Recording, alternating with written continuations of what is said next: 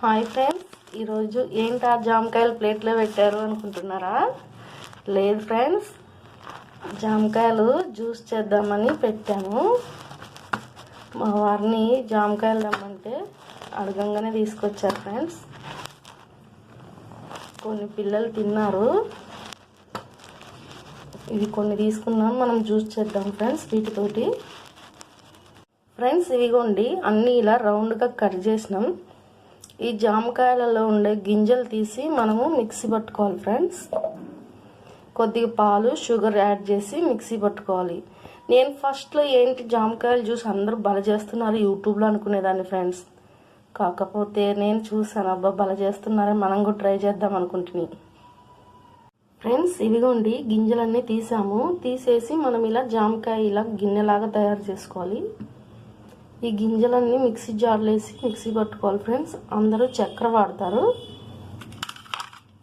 నేను బెల్లం తీసుకుంటున్నాను ఫ్రెండ్స్. కొంచెం వెరైటీగా డిఫరెన్స్గా ఉండిద్ది. ఇదిగోండి ఫ్రెండ్స్, జామకాయ గింజలు బెల్లము మెత్తగా దంచి వేసాము. ఇప్పుడు ఇది మిక్సీ పట్టుకుందాం. ఎందుకంటే పాలు కూడా వేస్తే బెల్లం కాబట్టి వేడే కొద్ది ఇరిగిపోతాయి. అందుకే మిక్సీ పట్టిన తర్వాత పాలు పోసుకుందాం. ఇదిగోండి ఫ్రెండ్స్, కొన్ని పాలు కాగబెట్టి చల్లారబెట్టుకోవాలి. ఈ పాలన్నీ ఈ జామకాయలు మిక్సీ పట్టాం కదా, దీన్ని తీసుకోవాలి ఫ్రెండ్స్.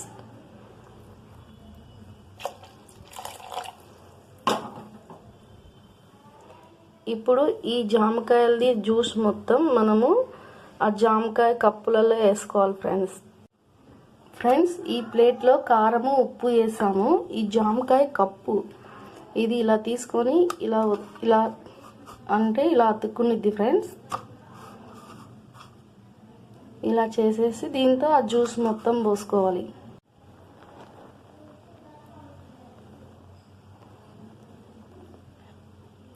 జామకాయ జ్యూస్ మీరు కూడా తాగురండి ఫ్రెండ్స్,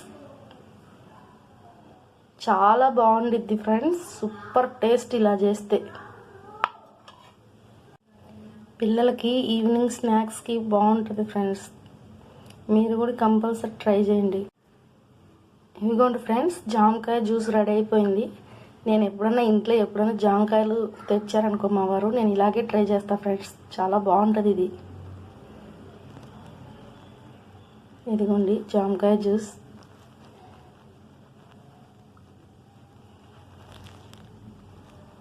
ఇదిగోండి ఫ్రెండ్స్, చాలా అంటే చాలా బాగుంటుంది ఫ్రెండ్స్.